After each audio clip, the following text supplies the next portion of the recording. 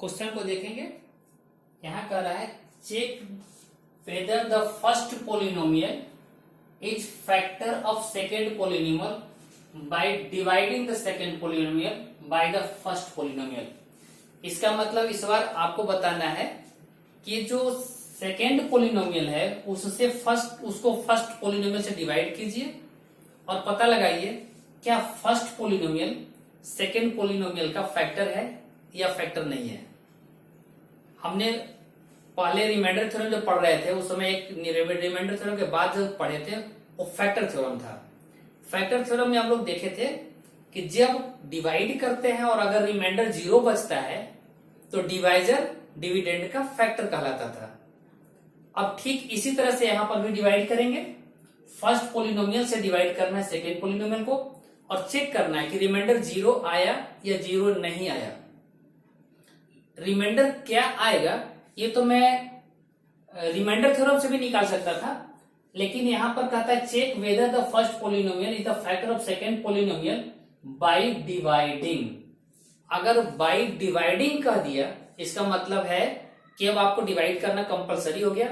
अब आप remainder theorem use नहीं कर सकते, क्योंकि रिमाइंडर थ्योरम तो बिना डिवाइड किए ही आपको बता देता था कि रिमाइंडर क्या बचने वाला है। और अगर रिमाइंडर पता चल जाए तो मुझे ये भी पता चल जाएगा कि फर्स्ट टर्म जो है ये इसका डिवाइजर या फैक्टर है या नहीं है, या ये कंप्लीट इसे डिवाइड करेगा या कंप्लीट नहीं डिवाइड करेगा। डिवीजन का तो जस्ट इसके पहले वाले क्लास में ही हमने देखा था। डिवाइड करना बहुत ही आसान होता है, बशर्ते इससे पहले आपको अरेंज करना होता है डिविडेंड को, इसके पावर के डिक्रीजिंग ऑर्डर में अरेंज करना होता है। उसी तरह से डिवाइजर को भी अरेंज करना होता है। तो फर्स्ट के लिए मैं बात कर रहा हूं यहाँ पर डिविडेंड सबसे पहले लिखूंगा यहाँ 2t to the power 4, power 3 का है यहाँ पर एक plus 3t to the power 3 minus 2t to the power 2 minus 9t minus 12। ये तो ऑलरेडी अरेंज है, बहुत अच्छी बात है। मैं डिवाइजर देखता हूं T square minus 3, T square minus 3, ये भी अरेंज है, बहुत अच्छी बात है। तो सबसे पहले किससे लगेगा तो 2t पावर 4 में से टी स्क्वायर को डिवाइड कर देंगे तो बचेगा 2t स्क्वायर, मतलब कि आपको 2t स्क्वायर से लगाना है, 2t स्क्वायर से लगाना है।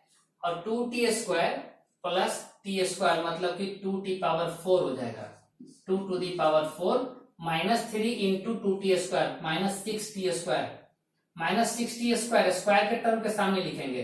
पहले वाले डिवीजन में भी, पहले वाले क्लास में भी सिखाया गया था। आप अगर नहीं देखे होंगे तो उसको एक बार देख लेंगे, कैसे डिवाइजर, कैसे यहाँ क्वोशिएंट का फर्स्ट टर्म फाइंड करना होता है, वो भी उसमें बताया गया है। तो 3 टू 6t स्क्वायर आ गया, साइन माइनस का होगा। अब यहाँ जब माइनस करते हैं इसका साइन बदल जाता है, यहाँ माइनस हो जाएगा, यहाँ प्लस हो जाएगा। ये तो कुछ नहीं बचा, बच गया यहाँ 3t पे पावर क्यूब और यहाँ plus 2t square plus 6t square यानी कि प्लस 4t स्क्वायर। यहाँ जो बचा हुआ है उसे लेके आ जाएंगे 9t माइनस 12। अब यहाँ फिर से लगाएंगे, फर्स्ट टर्म को फर्स्ट टर्म से डिवाइड करते हैं, 3t cube divided by T square मतलब कि बच गया 1t, यानी कि 3 इंटू टी बच गया। तो यहाँ पर प्लस 3 इंटू टी से लगा देंगे हम लोग, 3t इंटू टी स्क्वायर मतलब कि 3t power cube, 3t power cube like term के सामने ही लिखेंगे, माइनस 3 इंटू 3t यानी कि माइनस 9t, माइनस 9t लिखेंगे लाइक टर्म के सामने। सब्ट्रैक्ट करते वक्त साइन चेंज करेंगे, माइनस हो गया, ये प्लस हो गया, यानी कि ये भी कुछ नहीं बचा। यहाँ बच गया 4t पावर 2 और ये तो कुछ नहीं बचा, तो इसको लिखने की जरूरत नहीं है, सीधा मैं माइनस 12 लिखता हूं। यहाँ पे यहाँ लिखने की जरूरत नहीं थी क्योंकि ये तो कैंसिल ही हो गया। आप इसको कैंसिलेशन के लिए ऐसे करके यहीं पर आप कैंसिल करके दिखा सकते हैं। यहाँ माइनस 12 आ गया। अब यहाँ भी इसकी डिग्री 2 है, इसकी भी डिग्री 2 है, इसका मतलब अभी ये 1 लग सकता है ये, तो इसमें इससे इसको डिवाइड कर दीजिए, यानी कि 4t square divided by T square मतलब बच गया 4, ओनली 4, तो प्लस 4 से आप लगा दीजिए, प्लस 4 से अगर लगा दीजिए तो 4 into T square 4t square हो गया, प्लस 4 इंटू माइनस 3 माइनस 12 हो जाएगा। यहां बच गया कितना, यहाँ साइन चेंज हो गया, ये साइन चेंज हो गया, ये भी कैंसिल, ये भी कैंसिल, रिमाइंडर 0 हो गया। और अगर रिमाइंडर 0 बचेगा तो first term will be factor of second term. तो इसका आंसर आप लिखेंगे अब देयरफॉर लिखेंगे T square minus 3 is factor of given second polynomial. Second polynomial लिख दिए, अदरवाइज आपको अगर पूरा लिखना है तो सेकेंड पोलिनोमियल भी लिख दीजिए, ये वाला टर्म पूरा, है ना। उतना लिखने की जरूरत तो नहीं है ऐसे, अगर लिखना है तो ऐसे पर आप लिख सकते हैं 2t⁴, ज्यादा क्लैरिटी हो जाता है, plus 3t³ minus 2t² minus 9t minus 12। मतलब कि फर्स्ट टर्म तो इसके फैक्टर हो गए सेकेंड टर्म का, क्योंकि यहां पर हमने देखा कि रिमाइंडर इसका 0 आया है। अब सेकेंड क्वेश्चन को देखेंगे। सेकेंड क्वेश्चन जो है यहां पर लिखा हुआ है, फर्स्ट टर्म है x² plus 3x plus 1, second term है 3x⁴ 5x⁴ minus 3 7x² plus 2x plus 2। ये भी पावर अरेंज है ऑलरेडी, तो कोई अरेंजमेंट करने की जरूरत है नहीं, डायरेक्ट लिख लेंगे हम लोग 3x⁴ plus 5x⁴ minus 7x² plus 2x plus 2। Divisor को लिख लेंगे, डिवाइजर हमारे पास दिया हुआ है x² plus 3x plus 1।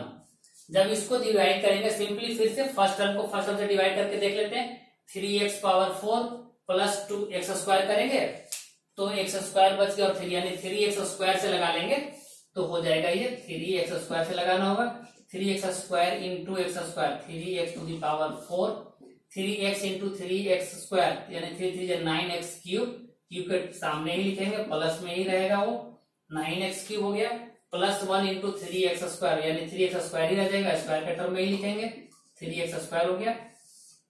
Sign change करना होगा, यहाँ माइनस हो जाएगा, यहाँ माइनस हो, ये भी माइनस हो जाएगा, ये तो कैंसिल हो गए, ये तो कुछ नहीं बचे, प्लस 5x³ माइनस 9x³ बच गया minus 4x³ minus 7x² minus 3x² minus 10x² बच गए, जो बचे हुए उसे भी ले आते हैं हम लोग 2x प्लस 2। ठीक है, अब फिर से हम लोग इस वाले टर्म को इससे डिवाइड करके चेक करेंगे कि इतना से मुझे लगाना होगा, यानी कि 4x³ डिवाइडेड बाई x² करेंगे तो -4 इंटू एक्स बच जाएगा, यानी -4x से लगा लेंगे हम लोग, -4x से लगाएंगे तो -4x into x square that is -4x³ -4x into 3x 3 12 x² -12x² x square के सामने लिखेंगे -12x² -4x इंटू 1 तो -4x बच गया, -4x लिख लेंगे। अब हम लोग साइन चेंज करेंगे, यहाँ पर प्लस हो गया, यहाँ पर भी प्लस, यहाँ पर भी प्लस, ये तो कैंसिल हो गया, ये तो टर्म कुछ नहीं बचा, -10x² plus 12x² that is 2x² यहाँ बच गया है, और यहाँ पर plus 2x plus 4x plus 6x बच गया है और प्लस 2।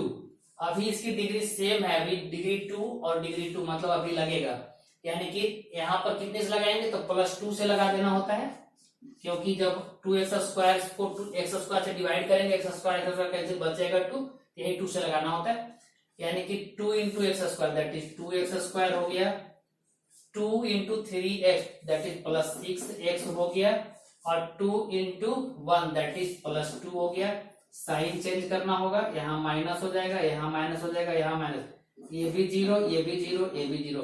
इसका मतलब हो गया कि सेकेंड पार्ट में भी फर्स्ट पोलिनोमियल सेकेंड पोलिनोमियल का फैक्टर है।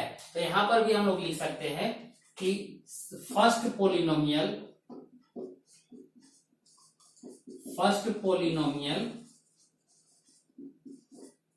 Is the factor of second polynomial, यानी कि फर्स्ट पोलिनोमियल सेकेंड पोलिनोमियल का फैक्टर होता है। तो सिंपली हम लोग डिवाइड करके ही चेक करेंगे कि रिमाइंडर इसका 0 आया कि नहीं आया। अगर रिमाइंडर 0 आ गया तो फैक्टर है, अगर रिमाइंडर 0 नहीं आया तो इसका फैक्टर नहीं होगा। एक बार इसे चेक करेंगे और थर्ड क्वेश्चन को ठीक से पढ़ें, फिर देखते हैं कि थर्ड क्वेश्चन में फैक्टर आता है या नहीं आता है। हमारे पास थर्ड क्वेश्चन जो है यह है x cube minus 3x plus 1।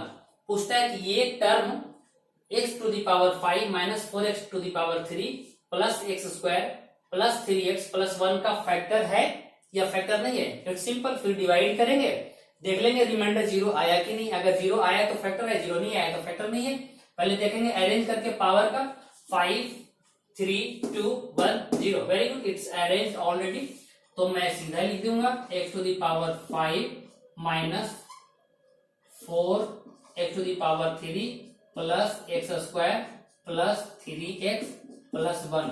और जब इसको हम डिवाइड करेंगे तो इस ये भी तो ऑलरेडी अरेंज है, x cube minus 3x plus 1 से। जब इसको डिवाइड करेंगे तो सबसे पहले मुझे ये पता लगाना होगा कि इसके फर्स्ट टर्म इसके फर्स्ट टर्म को डिवाइड करने पर बचता क्या है। एक्स टू दी पावर 5 है, यहाँ एक्स टू दी पावर 3 है, अगर डिवाइड करेंगे तो एक्स टू दी पावर 2 बच जाएगा। और उस जो बचता है उसी से लगाना होता है। एक्स टू दी पावर 2 से बच गया तो x to the power 2 into x to the power 3 यानी कि एक्स टू दी पावर 5 हो गया यहाँ पर, minus 3x cube minus 3x cube हो गया plus 1x square plus 1x square. आप ऐसे लिख सकते हैं, साइन चेंज होता है, माइनस हो गया प्लस हो गया माइनस हो गया। अब ये तो कैंसिल हो गए, minus 4x cube plus 3x square यानी minus 1x cube minus 1x cube बच गया। अच्छा, ये plus x square minus X square ये तो कैंसिल हो गया, बच गए। अब यहां से आ गया ये 3x प्लस 1। आप इसे कैंसिल करके दिखा भी सकते हैं, अदरवाइज छोड़ भी सकते हैं, कोई फर्क नहीं पड़ता। कैंसिल करके दिखा देंगे तब फिर भी चलेगा। जैसे यहाँ पर मैंने कैंसिल नहीं किया बट यहाँ पर कैंसिल लिख दिया तो भी चल गया। अब यहाँ पर मेरा ये बच गया। अब यहाँ पर माइनस एक्स क्यूब, इसकी डिग्री अभी भी पावर 3 है, इसकी भी डिग्री 3 है, मतलब अभी भी ये लगेगा। अभी पूरा पूरा डिवाइड हुआ नहीं है, अभी रिमाइंडर बच रहा है इसका, अभी भी हम लगाएंगे। तो यहाँ पर -1 से लगा देते हैं। -1 से लगाने पर हमने देखा क्या, -1 into x cube that is minus x cube हो गया, ये -1 इंटू माइनस यानी प्लस 3x हो जाएगा, प्लस 3x हो गया। और उसके बाद -1 इंटू प्लस 1 दैट इज -1 हो गया ये।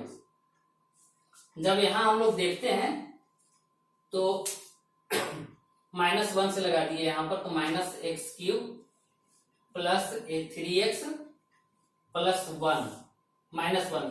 अब जब यहां लगाते हैं तो हम लोग क्या हो जाता है, यहां पर देखेंगे यहाँ पर साइन चेंज हो जाएगा, ये प्लस हो गया, ये माइनस हो गया, ये प्लस हो गया। तो यहाँ पर ये तो कैंसिल हो गए, ये तो कैंसिल हो गया, 3x माइनस 3x ये भी कैंसिल हो गए।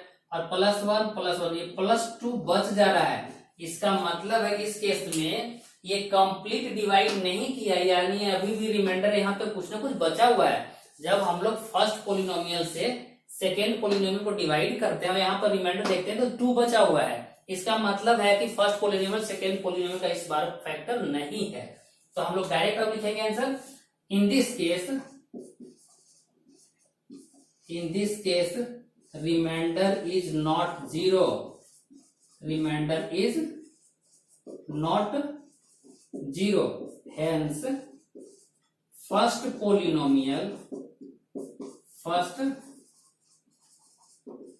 Polynomial is not a factor of second polynomial। इसका मतलब है कि अगर हम लोग सेकेंड पोलिनोमियल को डिवाइड करके देखते हैं फर्स्ट पोलिनोमियल से और रिमाइंडर यहाँ 0 नहीं बचा, तो इसका मतलब कि ये फैक्टर नहीं है। तो इस तरह से हम लोग देखते हैं। लेकिन ये तो डिवाइड करना हम लोग सीख लिए, ये डिवीजन का बेस है। इस क्वेश्चन का यूज हम लोग अगले क्वेश्चन में करने वाले हैं, जिसमें हमें बाई क्वाड्रेटिक इक्वेशन देगा और उस समय मुझे कहेगा कि 2 जीरोज दे करके बताएगा कि बाकी के 2 जीरोज बता दीजिए आप। इसका मतलब बाई क्वाड्रेटिक के 4 जीरो, जैसा कि पोलिनोमियल के फर्स्ट लेक्चर में ही दिया था, तो उसमें हमें 4 जीरोज निकालने थे। तो इसमें से 2 जीरोज दे करके बाकी के 2 जीरोज पूछेंगे, तो उस केस में हमें डिवीजन करना पड़ेगा। तो उस क्वेश्चन के लिए ये बेस तैयार हो रहा था कि अभी हमने इस क्वेश्चन में 3 डिवीजन करके देखे, फिर इसके जस्ट पहले वाले क्वेश्चन में भी 3 डिवीजन करके देखे। तो इस तरह से डिवीजन पे फुल प्रैक्टिस हो जाती है और तब जाकर के बाई क्वाड्रेटिक पोलिनोमियल के जीरोज निकालने में ये हेल्प करता है। इसका मतलब है कि हमें इस क्वेश्चन को फुल्ली बिल्कुल कंफर्म होना चाहिए कि ये क्वेश्चन में मुझसे गलती नहीं होगी तो नहीं होगी। अगर गलती नहीं होती है तो हमें ऐसा लगता है कि इसके बाद के क्वेश्चन जब बाई क्वाड्रेटिक पोलिनोमियल के क्वेश्चन आएंगे तो उसे बनाने में बहुत आसानी होगी और आसानी से बनेगा। इसलिए इस क्वेश्चन को आप ठीक से देखें और इस क्वेश्चन से मिले जुले क्वेश्चन अगर किसी दूसरे बुक में मिलता है, किसी हेल्प बुक में मिलता है, तो आप वहां से भी कुछ क्वेश्चन नोट करें, बनाएं। बनाने से प्रैक्टिस होगी और प्रैक्टिस होने के बाद आप बाई क्वाड्रेटिक पोलिनोमियल को बहुत आसानी से देखेंगे। तो इस तरह से हम लोग नेक्स्ट क्वेश्चन में जब देखेंगे तो फिर देखेंगे कि बाई क्वाड्रेटिक क्या होता है, फिर उसके जीरोज कैसे निकाले जाते हैं। ठीक है।